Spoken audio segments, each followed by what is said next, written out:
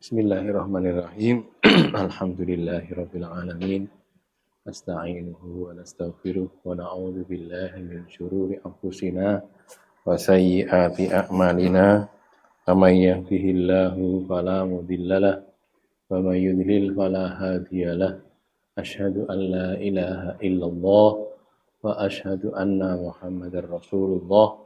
Allahumma shalli ala Muhammad wa ala ali Muhammad amma ba'du. Bapak Ibu, saudara-saudari sekalian yang dimuliakan Allah Subhanahu wa taala. Kajian kita Sunan Abi Dawud, kitab Thaharah, bab yang ke-117, babu man lam yadhkuril wudu'a illa indal hadasi. Bab ulama yang tidak menyebutkan wudu kecuali ketika berhadas. Di wudunya itu karena hadas lalu baru berwudu. Ini kaitan juga dengan wanita istihadah ya. 305 qala hadatsana Ziyad bin Ayyuba qala hadatsana Husyaimun qala akhbarana Abu Bishr qala an Ikrimah. Ikrimata harusnya Ikrimati.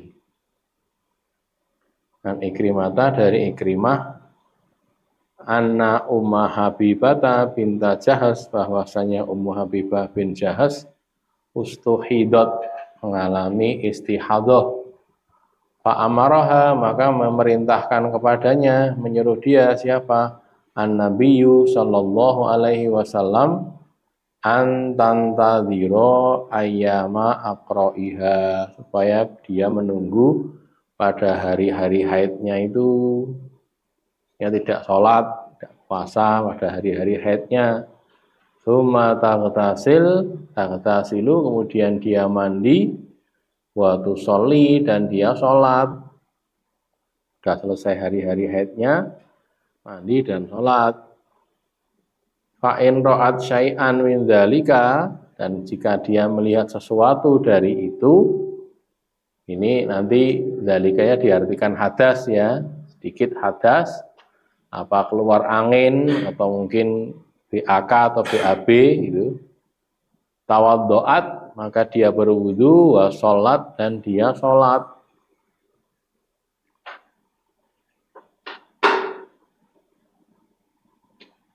Ini sebenarnya takhrijnya itu ada beberapa, cuman semuanya bicaranya bukan kok idza ra'at syai'an min dzalik, tapi ya kaitannya dengan kalau apa darahnya masih keluar gitu ya, maka dia wudunya gara-gara istihadah tadi. Yang di sini bunyinya fa in ra'at syai'an min dzalik, ini yang tidak ada di toroh-torohnya ya, sehingga tidak saya muatkan di sini. Syai'an min dzalik maksudnya hadas, bukan darah. Nah, alasannya kenapa kok dikatakan hadas? Karena kalau orang istihadah, wanita istihadah itu darahnya tidak putus, akan terus keluar. Namanya juga disfungsi ya. Ada kesalahan fungsi dalam organ tubuh, sehingga keluar terus darahnya walaupun bukan darah haid. Maka dengan pemahaman ini, wanita istihadah tidak harus berwudu setiap kali hendak sholat, tapi hanya berwudu apabila dia berhadas. Ini sebagaimana pada umumnya orang. Kita kalau masih suci kan, sholat ya sholat saja kan, tidak harus wudu toh. Itu juga sama, wanita istihadah juga begitu. Jadi tidak diperintahkan untuk berwudu setiap kali hendak sholat. Tapi wudunya ya karena batal hadas, lalu dia berwudu. Cuman hadis ini mungkote. Ikrimah tidak mendengar dari Ummu Habibah binti Jahas. Kan ini kan Ikrimah anak Ummu Habibah binta Jahas gitu kan. Tidak dengar dari Ummu Habibah, berarti kan mungkote ada orang lain yang tidak disebutkan di sini. Putus syaratnya itu. Samping ya tadi ketika saya cari toroh-torohnya itu nggak ada yang mengatakan ada bunyinya fa in ra'at syai'an min dzalik, itu nggak ada. Tapi yang ada ya Kalau dia mau sholat, mau sholat kudu dulu gitu. Jadi Rasul memerintahkan antawadoi atau tawadoi fi kulli sholatin atau inda kulli sholatin. Itu yang lebih populer yang itu. Tapi ini digunakan oleh ulama yang yang berpendapat bahwa kalau wanita istihadah itu tidak harus berwudu setiap kali sholat. Ya dia berwudu kalau dia hadas saja. Sebagaimana pernah saya sampaikan, Abu Dawud itu kalau di satu bab tidak mendapati hadis yang sahih, beliau menggunakan hadis dhaif. Tidak mengatakan bahwa itu sahih, tidak. Ya diakui itu dhaif, mungkotek diakui mungkotek. Tetapi karena tidak mendapatkan hadis lain selain itu, ya dipakai gitu. Pakainya untuk sebagai keterangan di situ. Alasannya, beliau beralasan, Imam Abu Dawud nih ya, As-Sijistani ini mengatakan berdalil dengan hadis dhaif itu masih lebih baik daripada pakai ra'yi, pakai pendapatnya sendiri, gitu loh ya. Karena hujahnya itu maka ya mending nganggo hadis dhaif.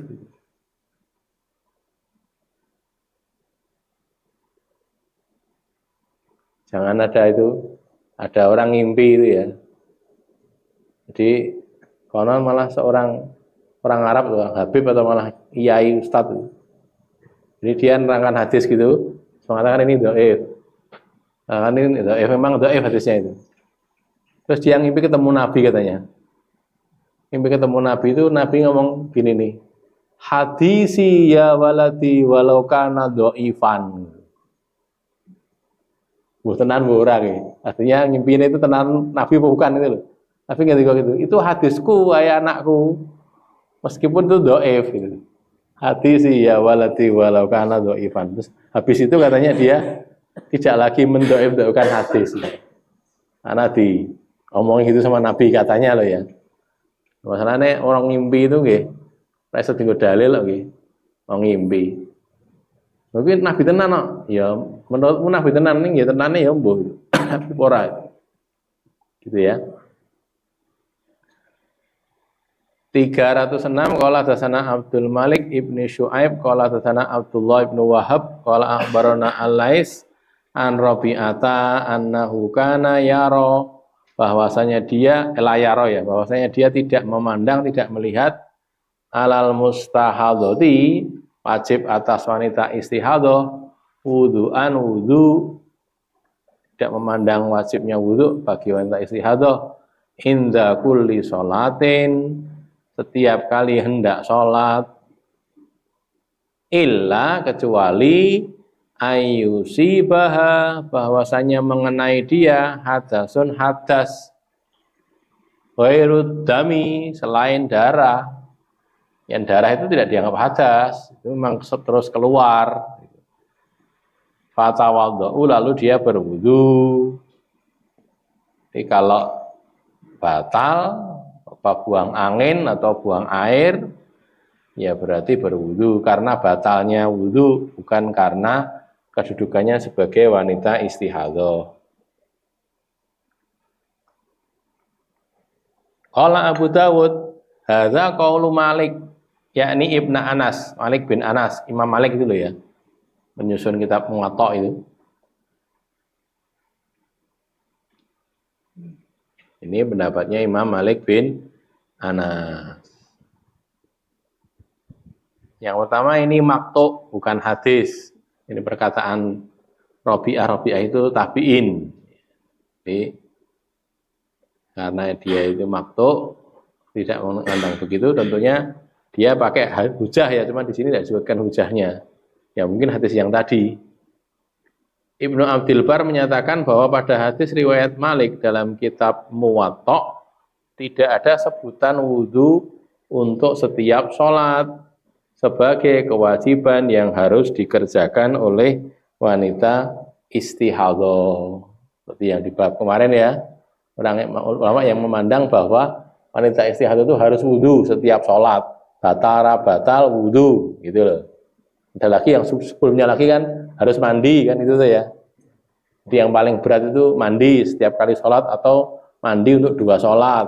Sekali mandi untuk 2 sholat, yang satu diakhirkan, yang satu diawalkan. Ada lagi yang wudhu saja. Jadi tidak harus mandi tapi setiap sholat wudhu. Batal, enggak wudhu. Lah yang ini malah lebih ringan lagi. Ini tidak melihat adanya kewajiban wudhu untuk setiap sholat. Cuman hujahnya dhaif memang. Imam Malik menyatakan wudhu untuk setiap sholat itu hukumnya mandub atau sunnah bagi wanita istihadhah, bukan wajib wudhu tapi sunnah saja, mandub saja, tidak wudhu tidak apa-apa, enggak apa-apa, soalnya sah-sah. Ini pendapatnya Imam Malik, berdasarkan hadis di sini tadi.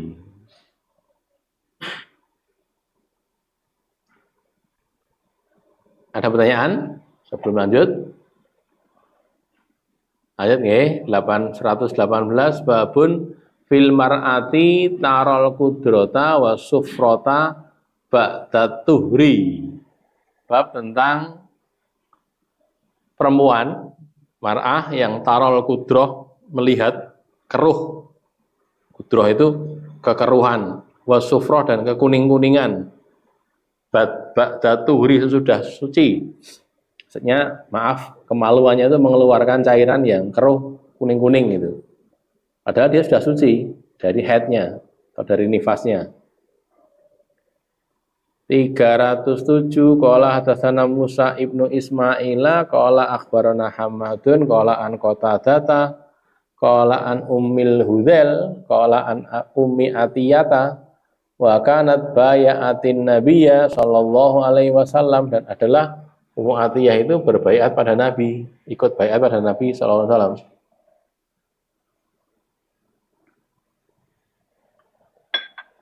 Qalat, berkata dia, kunna la na'udul kudrota wa sufrota. Kunna adalah kami ini para sahabiah ya, istri Nabi dan ibu-ibu yang lain, la na'udu, kami tidak menganggap al-kudrota, kekeruhan, keadaan keruh, warna keruh, wa sufrota dan kekuningan, kuning-kuning, ba'da tuhri sesudah suci, syai'an sesuatu, tidak dianggap sebagai masalah gitu loh. Maksudnya tetap sholat, tetap puasa, tidak ada masalah walaupun mengeluarkan cairan yang keruh dan kekuningan. Ini hadisnya bilang begini, cuman ternyata ulama cabangnya agak banyak. Al-Khattabi menyatakan bahwa ulama berbeda pendapat, berbeda mazhab tentang masalah munculnya warna keruh atau kekuningan dari kubul wanita. Kubul itu kemaluan ya, bagian depan, sesudah dia suci dari haid atau dari nifas. Berbeda-beda. Poin pertama ya, Sufyan Ats-Tsauri dan Al-Auza'i menyatakan bahwa wanita yang mengalami tadi, mengeluarkan cairan kuning dan keruh tadi padahal sudah suci, itu tidak boleh meninggalkan sholat. Karena dia tetap saja wudhu lalu sholat gitu loh. Jadi misalnya mau sholat duhur ini terus mengeluarkan itu warna keruh, warna kekuningan itu, ya nggak apa-apa, ya terus wudhu terus sholat gitu loh. Ini yang Sufyan Ats-Tsauri dan Al-Auza'i. Tidak disuruh apa-apa gitu loh. Ya wudhu saja, wudhu terus sholat. Kalau Ahmad bin Hambal dan Sa'id bin Musayyab atau Musayyib menyatakan bahwa wanita itu harus mandi lalu mengerjakan sholat. Haduse siram dulu, siram nanti baru sholat. Kalau tadi wudhu, kalau yang ini mandi.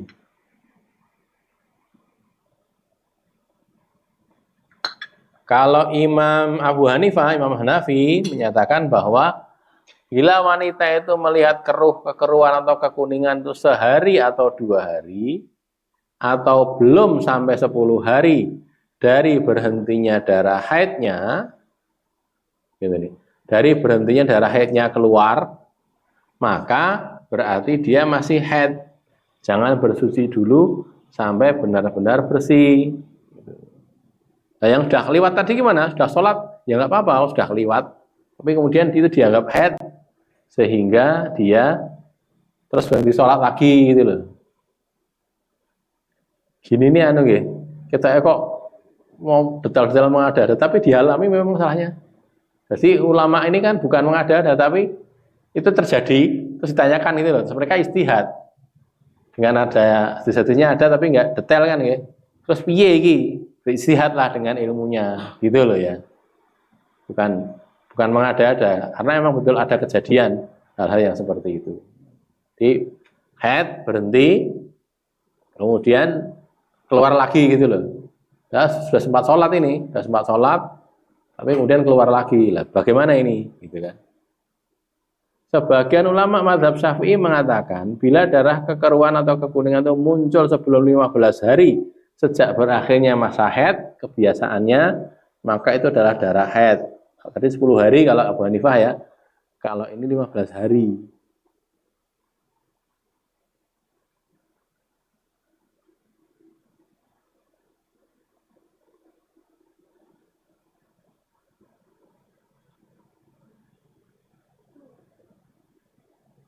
Kalau yang tidak dimuat di sini ya.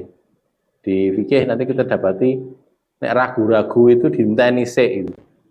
Misalnya ngalami istihadah nggih, ibu atau bapak-bapak ini istri-istrinya gitu ya. Ngalami istihadah terus piye iki wis biasanya belum karena istihadah itu biasanya dia haidnya 6 hari. Terus hari ketujuh itu suci gitu kan, dianggap suci kan, sudah sholat. Sholat, hari ke-8, hari ke-9 itu keluar lagi darah yang mirip darah haid tadi gitu, atau yang dikira itu darah haid itu tadi. Terus iya ini ya, kalau pakai mazhab ini tadi berarti kalau sebelum 10 hari setidaknya ya, dianggap haid sehingga berhenti sholat, berhenti puasa gitu. Karena itu haid. Nah terus nanti suci, iya gini suci apa langsung sholat apa ora gitu. Nah itu nanti ulama menyatakan bahwa alam ya yang saya pernah pelajari itu beberapa ulama nggak cuma satu, ditunggu sampai 1 kali 24 jam sehari semalam gitu. Kalau model begitu nanti tunggu, kalau memang sudah tidak keluar lagi atau kalau keluar yang keluar itu darah istihadah tadi, sudah yakin 1 hari 1 malam kemudian sholat gitu. Jadi tunggu dulu karena kadang-kadang memang berubah-ubah gitu ya. Tidak terlalu mudah lah maksudnya. Kadang-kadang berubah. Makanya tadi tunggu sedina sewengi sik, emang sudah berhenti betul lah baru sholat gitu. Yang jelas kalau sholat kan tidak disuruh nyaur tuh, yang nyaur kan poso nyaur. Nah, kalau pas Ramadan itu sakne itu berat itu. Jadi ya namanya apa syariat ya ditegakkan.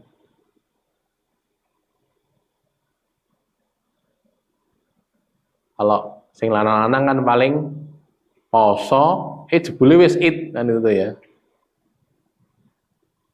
Terus eman-eman, terus tekan jam 5, iki wis dino iki hari id lho, pisan. Lah kok malah poso, lah ora ngerti nek itu. Lah piye ya dibatalke gitu.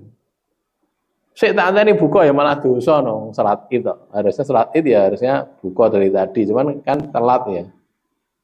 Kayak ya sudah, batalkan bisa. 308 qala hadatsana Musaddadun qala hadatsana Ismailu akhbarana Ayyubu an Muhammad bin Sirin an Ummi Atiyata bimithlihi. Semisal hadis yang tadi 307. Qala Abu Dawud Ummul Hudzail itu ibunya Hudzail itu adalah Hafsah bintu Sirin, Hafsah binti Sirin. Bahkana ibnuha ismuhu Hudzail, anaknya anak laki-laki itu namanya Hudzail, makanya dikatakan Ummul Hudzail.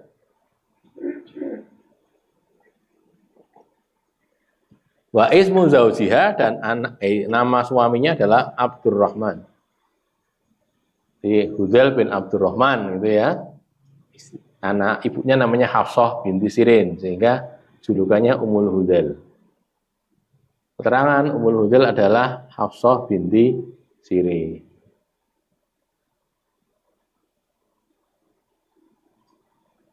Ada pertanyaan? Silahkan.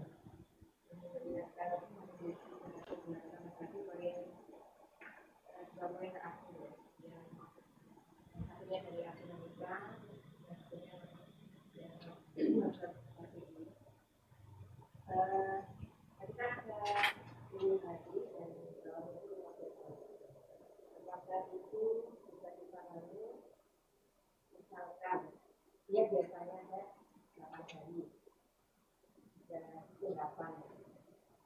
Terus yang pengertian yang dari macam satu ini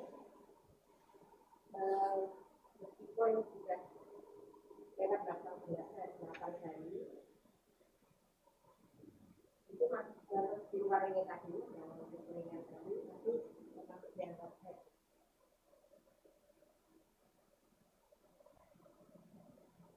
Jadi ngitungnya dari berhentinya darah head, bukan dari awal headnya. Jadi kalau sudah 8 hari tadi misalnya ya, 8 hari, kemudian keluar lagi. Nah keluarnya itu, kalau mazhab Abu Hanifah ya, Abu Hanifah, keluarnya itu dari selesainya darah head keluar tadi 8 hari tadi itu berapa? Kalau belum sampai 10 hari, maka dikatakan head, gitu loh. Kalau mazhabnya gini gitu. Tapi kalau lebih dari 10 hari tidak, tetap sholat gitu loh, karena dianggap istihadhah. Kalau yang ulama ini sebagian ulama mazhab Syafi'i itu terbagi-bagi. Cuma tidak saya teruskan detail gitu. Yang salah satunya sebagian ulama mazhab Syafi'i ini 15 hari bunyinya itu. Jadi belum sampai 15 hari. Jadi saya tadi ya 8 hari berhenti. Terus jalan, sampai 5 hari keluar lagi, gitu. Itu masih dianggap head. Nah, sing kliwat ya sudah keliwat sholat enggak apa-apa. Keliwatnya sudah dalam kondisi puasa sholat ya enggak apa-apa. Sudah kelewat. Nah, sekarang sudah dianggap head lagi. Begitu. Masih ada? Oke. Monggo.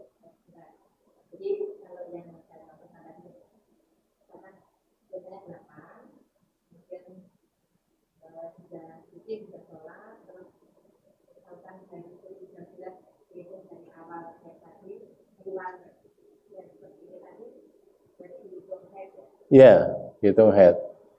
Jadi dia berhenti lagi, nggak sholat lagi, nggak puasa lagi. Makanya kalau yang pembahasan tadi saya sampaikan tadi, itu sampai orang bingung karena gitu-itu, ya termasuk ya berat gitu.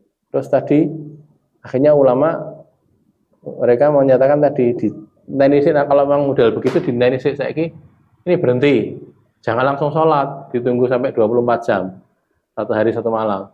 Kalau 1 hari 1 malam itu tidak keluar lagi, berarti memang sudah berhenti. Habis itu, sesudah itu loh ya, tapi di sini nggak ada, nggak diterangkan di sini. Kemudian sesudah itu, nanti kalau keluar dianggap istihadhah, tetap sholat, tetap puasa. Tapi kalau belum sampai 1 kali 24 jam keluar lagi, ya wes itu, berarti masih head gitu. Begitu. Masih ada?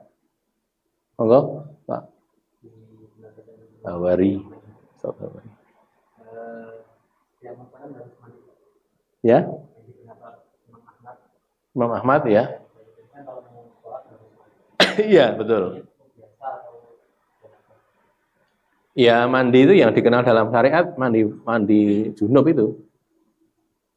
Jadi kalau yang disebut mandi dalam fikih itu mandi junub itu. Mandi besar ya kalau kata kita. Ada lagi? Lanjut nggih. Yang 308 sudah, sekarang bab baru. 119 babul mustahadhati yaghsyaha zaujuha. Bab wanita istihadhah dikumpuli oleh suaminya, yaghsyaha mengumpulinya siapa? Zaujuha, suaminya. 309 qala hadatsana Ibrahim bin Khalidin qala hadatsana Mu'alla ibnu Mansurin qala an Ali ibni Mushirin qala an Syaibani qala an Ikrimata qala kanat Ummu Habibata, adalah Ummu Habibah itu tustahadu, diterpa istihadhah atau mengalami istihadhah, itulah ya bahasa bebasnya. Fakana zaujuha yaghsyaha, dan adalah suaminya itu mengumpuli dia.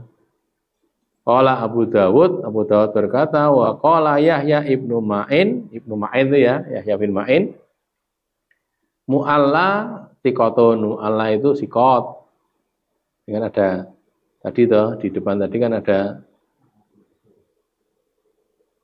Mu'alla bin Mansur nggih. Kakek gurunya Abu Dawud itu ya.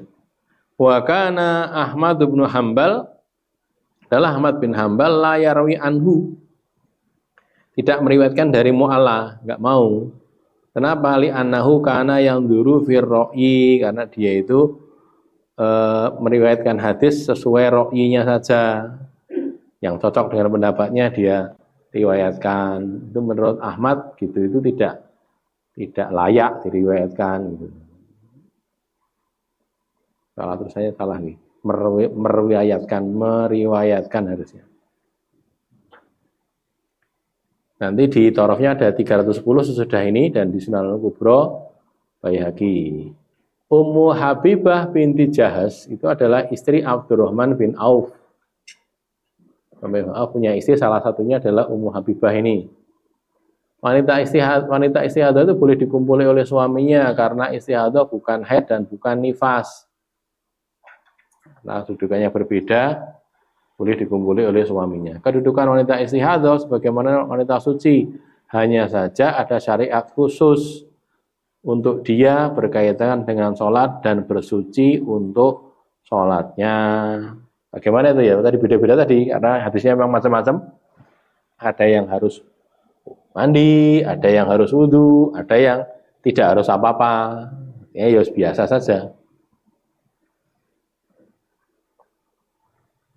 Ada yang mandi setiap kali sholat, ada yang mandi untuk 2 kali sholat, kan gitu ya. Ya, ada yang alami ibu-ibu, mbak-mbak ada yang alami, ya semonggo yang diyakini yang mana itu saja. Mau pilih yang ringan ya boleh, wong ada dalilnya ya. Cuman kalau yang tadi khusus untuk yang tidak disuruh apa-apa tadi, masalahnya nggih. Iya. Tidak sah sebagai dalil memang.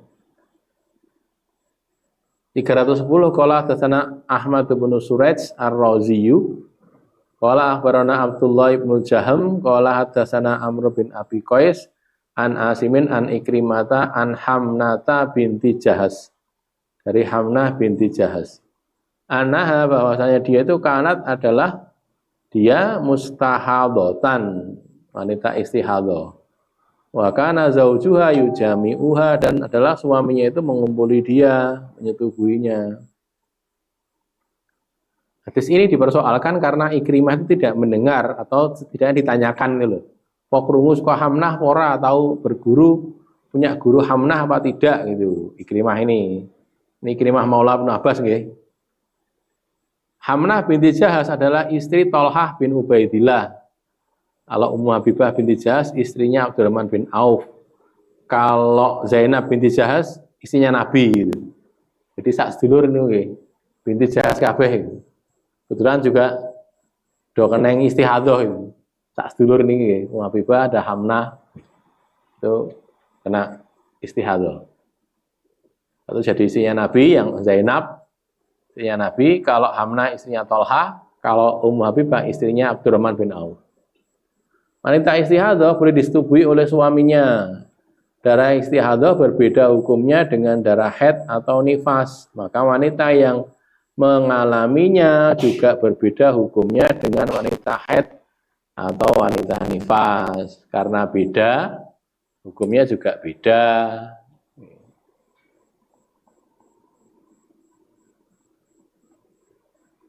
Ya, hal lain nggih. Tadi waktu munakosah itu ada apa? Wanita haid itu loh yang tentang salat itu loh. Wal yashhadnal khaira ma'al muslimin itu kan ya. Jadi Rasul menyertakan supaya wanita haid keluar waktu salat Id. Terus ada al-awatik, ada zawatil hudur gitu kan. Ada gadis-gadis pingitan, zawatil hudur yang punya kelambu, yang dipingit. Maksudnya gimana tak? Gadis pingitan itu gadis yang sudah dilamar oleh orang, tinggal nunggu akad nikah gitu loh. Gitu tuh kalau dalam orang Arab sebetulnya gadis pingitan. Mereka biasanya tidak kemana-mana, di rumah tok gitu, sampai nikah, menghindari fitnah gitu loh. Lah cuman kalau waktu Id itu suruh keluar, Rasul yang nyuruh gitu loh, mengeluarkan, pokoknya kabeh melu keluar supaya ikut hadir di waktu Id. Nah cuman ada perbedaan kalau wanita haid dan nifas, keluar ikut hadir tapi nggak ikut sholat, nggak boleh sholat, kan itu tuh ya. Maka mereka menyingkir dari musola. Ini anu nggih, gini ini jarang dipraktekkan kecuali yang paham nggih. Mungkin sebagian saudara kita yang sudah paham sunnah mempraktekkan. Bagian yang lain enggak itu. Jadi ya, oh, aku rasa sholat kok, rasa teko wae, bisa didhawuhi teko sama Nabi. Nabi nyuruh gitu loh. Supaya menghadiri, supaya banyak jamaah muslimin itu. Itu akeh itu loh.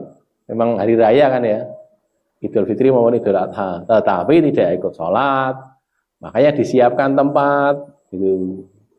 Siapkan tempat untuk mereka menyingkir dari tempat sholat, ya di tempat yang sama, cuman tidak di apa, pripun istilahnya, gue ning yang kono ning disingkir kayak gitu loh, tidak ikut sholat soalnya, bukan kok dia nempati tempat sholat juga, jangan. Soalnya softnya biar yang sholat semua. Nanti di sini sampingnya sini ya nggak terlalu jauh dari situ, tapi juga masih di situ juga neng tidak ikut sholat. Cuman kalau dawatil hudur tadi, kalau nggak pas head, ya melu sholat nggih, gitu loh kan beda tuh ya. Anak gadis-gadis pingitan itu suruh keluar kalau mereka tidak sedang head, sedang nifas kan nggak mungkin, wong belum punya suami nggih.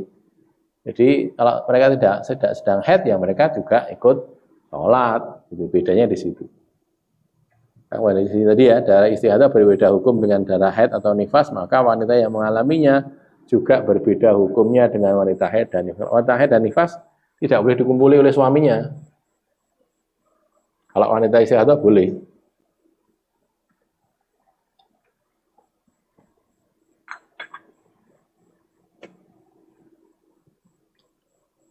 Berikutnya 120, babu maja'a fi waqtin nufasa.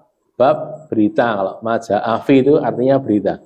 Berita tentang waktu maksudnya ya, para wanita yang nifas. Berapa lama sih nifas itu gitu kan?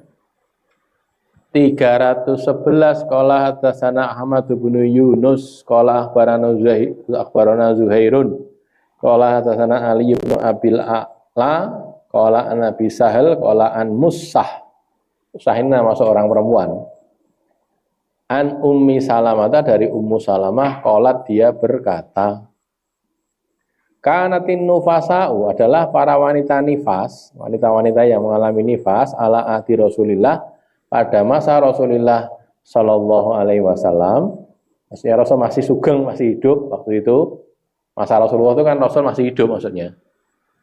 Takudu, duduk di sini maksudnya tidak sholat, tidak puasa.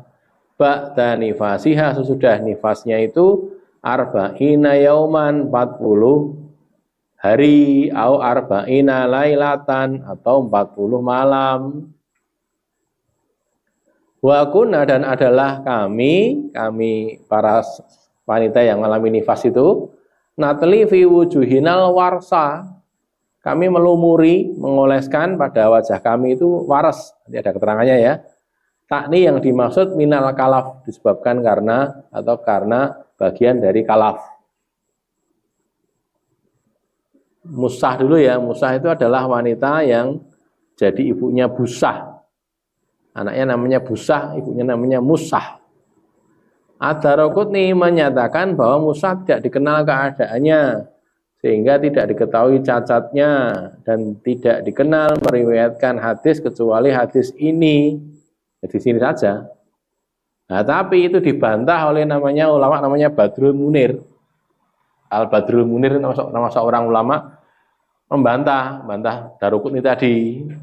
Bantahnya gimana? Menyatakan bahwa ketidaktahuan akan keadaannya, istilahnya jahalahnya itu ya, jahalahnya si Musah itu hilang sekarang. Kenapa? Karena banyak rawi meriwayatkan dari Musah. Bukan tidak ada.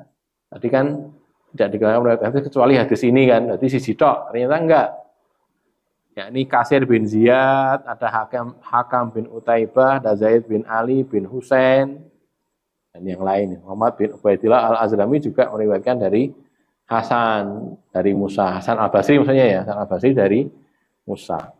Artinya kalau secara jahalatul ainnya mungkin tertolak, tapi kalau jahalatul hal atau ahwal, jahalatul ainnya tidak ditolak. tidak begitu dikenal ya, tapi ternyata jahalatul ahwalnya tertolak karena dia terbukti beberapa orang meriwayatkan dari dia, nggak cuma satu orang gitu loh ya.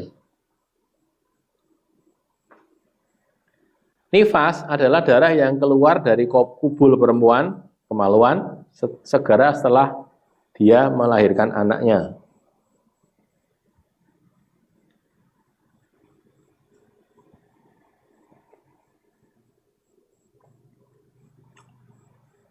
Asalnya nifas itu adalah darah yang keluar itu sebutannya nifas. Makanya tadi kan ba'da nifas itu kan ya, 40 hari sesudah nifas. Makanya nifasnya kan waktu melahirkan itu.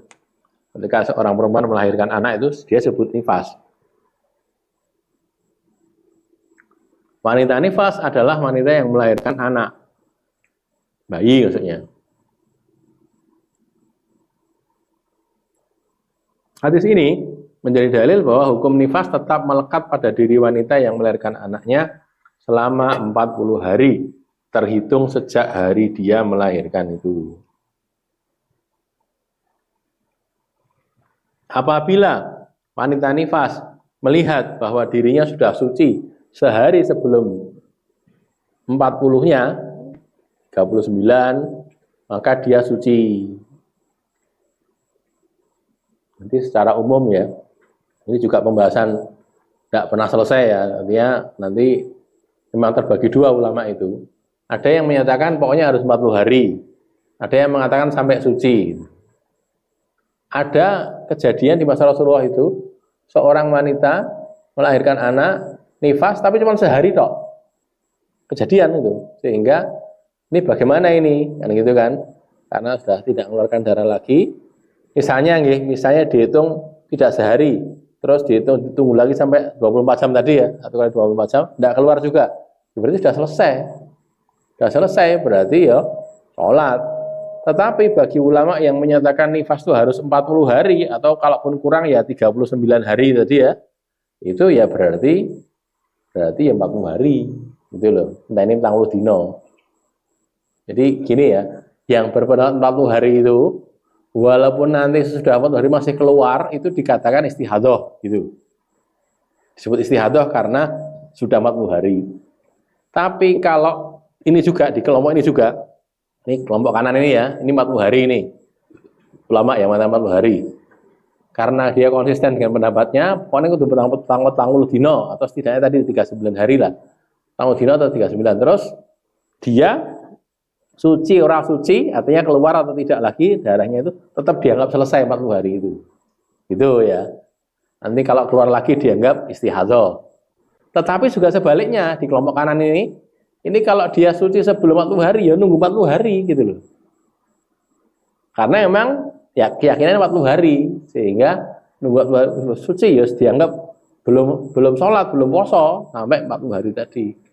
Kelompok yang kiri sekarang ya, yang ini sampai suci gitu. Kalau sampai suci berarti dia sebelum 40 hari suci ya sudah sholat berarti. Kalau kita jamakkan dengan yang tadi, saya ditunggu 1 kali 24 jam, orang metu meneh wis yakin, nah sekarang sholat. Habis itu keluar, dianggap istihadah. Karena ini sudah selesai, gitu loh. Itu.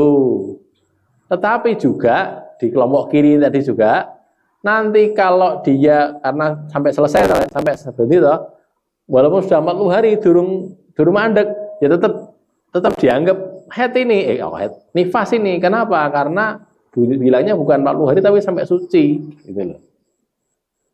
Angel nggih. Omane sing lanang ra ngalami itu. Jadi itu sinau apa ya. Ini ya masalahnya syariat juga masalahnya nggih. Jadi harus kita pelajari juga. Jadi kadang-kadang ada sinau unta ki nek semene zakate semene lah, kadang-kadang sinau apa nirane unta lah ya, bukan masalah itu toh. Kita kan ilmu masalahnya ya. Ilmu ya harus dipelajari juga. Wallahu a'lam bishawab. Menurut saya tetap bermanfaat itu. Setidaknya nanti kalau kita ditakoni wong itu bisa jawab itu loh. Gitu ya. Bagi yang laki-laki, yang perempuan kan mungkin kadang-kadang ngalami gitu. Lebih penting lagi. Apabila wanita nifas melihat bahwa dirinya sudah suci sebelum hari ke-40-nya, maka dia suci. Waras itu adalah tumbuhan berwarna kuning yang tumbuh di Yaman, biasa digunakan untuk melumuri atau menutupi wajah. Saya nyari tahu kenapa kok begitu, saya belum dapatkan nih.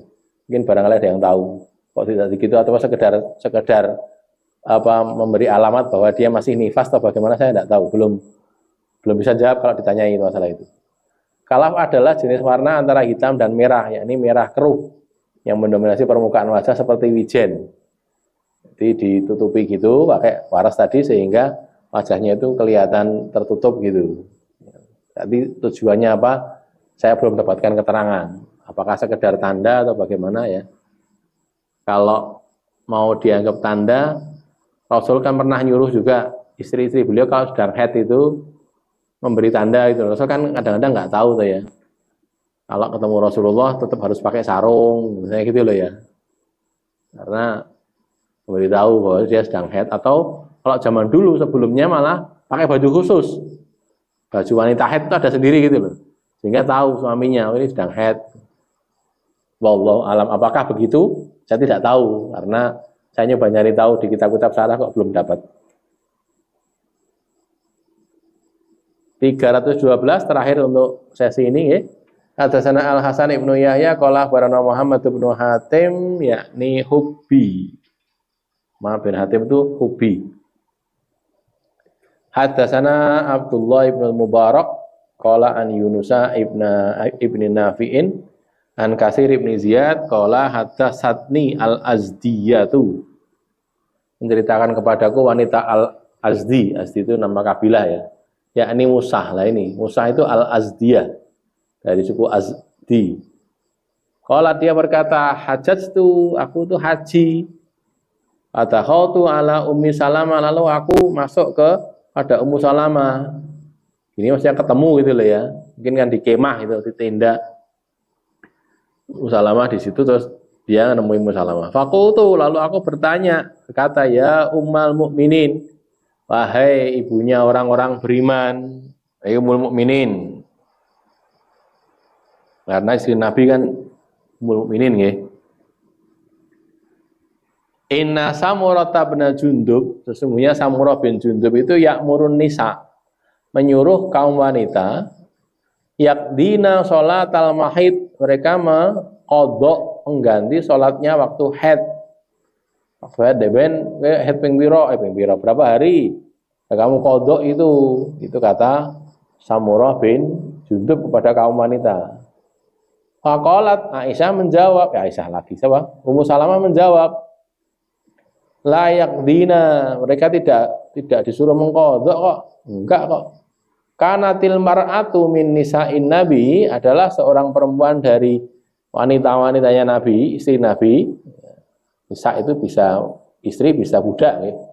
Ya, dari kaum wanitanya Nabi, bapak budak, bapak istri Nabi itu takudu fin nifas, dia duduk waktu nifas, maksudnya tidak sholat, tidak puasa.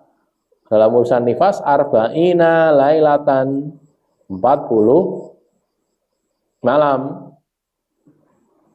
40 hari maksudnya. La ya'muruhan Nabiyyu sallallahu alaihi wasallam, Nabi SAW tidak menyuruh dia bi qadha'i sholatin nifas, untuk mengganti, untuk mengqadha sholatnya nifas. Ketika dia nifas kan enggak sholat toh, tidak disuruh mengganti. Qala Muhammadun yakni Ibnu Hatim, Muhammad bin Hatim berkata, ismuha Musah, namanya wasmuha ya, dan namanya adalah Musah. Tukna Umma Basbusah, dia punya kunyah Ummu Busah karena anaknya namanya Busah. Qala Abu Dawud, Kasir bin Ziyad kunyatuhu Abu Sahal. Kasir bin Ziyad itu kunyahnya namanya Abu Sahal.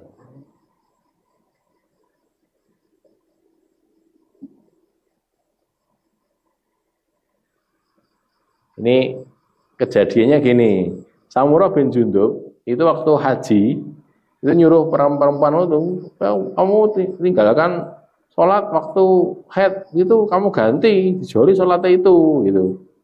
Kok Samurah bilang gitu lah, karena mungkin dia belum pernah mendengar hadis Nabi ini. Nah, Nabi tidak pernah bersabda masalah ini. Jadi umirna bi qadha'i shaum wala nukmar bi qadha'i shalah, kan gitu tuh ya hadisnya ya. Kami ini disuruh oleh Nabi untuk mengkodok puasa, tapi tidak disuruh mengkodok sholat. Sholatnya tidak dikodok. 40 hari nifas, prai 40 dino ora salat gitu. Rasa dikodok. Tapi waktu nifas itu pas Ramadan, gitu ya, ya dikodok kalau gitu. Dan nifas kok. Ya. Nah, kalau nanti nifas sekaligus menyusui, ya, terus dia khawatir terhadap keselamatan bayinya atau keselamatan dirinya juga, ya. Artinya dia dalam kondisi berat, menyusui dalam waktu menyusui kok puasa, dia termasuk wa alal ladzina yutikunahu itu fidyatun, bayar fidyah. Termasuk kerja berat juga gitu. Kerja yang proyek panas-panas gitu. Ya sudah, berarti itu fidyah bayarnya karena dia kerjanya disuruh terus kok. Dia mau kosongnya kapan? Tiap hari bekerja gitu. Kan itu tuh ya. Kembali ke sini tadi, jadi kalau siam dikodok, tapi kalau puasa, sholat tidak, siam puasa ya, puasa dikodok, tapi kalau sholat tidak. Nah ini kok mengatakan gitu lah karena tidak tahu. Ini juga sekaligus menjadi bukti bahwa sahabat itu tidak tahu semua hadis, tidak. Ada hadis yang dia tidak tahu atau malah banyak yang dia tidak tahu. Gambarnya ngeten nggih, misalnya gini lah. Kita saja lah ya, kita ngaji gini, ngaji terus pas kadang-kadang absen tuh, nggak datang gitu, atau apa kelewatan gitu kan ya bisa jadi nggak tahu krungu hadis iki kok aku belum tahu krungu toh, nah gitu pas baleni bangunamu kosong ngono renek orek-orek aneh berarti kowe anu rabu mlebu ya aku berarti turu gitu. Nah renek orek-orek aneh itu ya. Ya, saya pernah berkali-kali nyampaikan gitu. Ada hut gitu, ha wawu ta hut, terus ditulis nganggo aksara pegon itu. Alif wawu kaf gitu. Alif wawu kaf, maksudnya iwak itu loh. Bahasa Jawa tuh, iwak. Bareng baleni. Terus hut artinya aok. Kok aoknya apa tuh? Aok iki. Hut iki aok, kok aok kok. Hut itu iwak. Oh iya. Terus raglem munduri sen tadi loh ya, munduri sen jane salah to ya.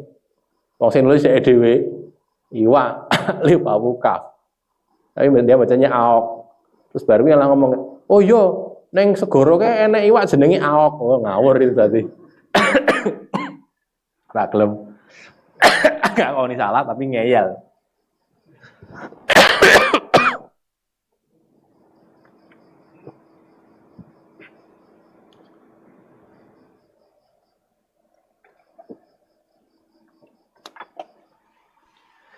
Jadi sekali lagi mungkin saja sahabat tidak tahu hadis.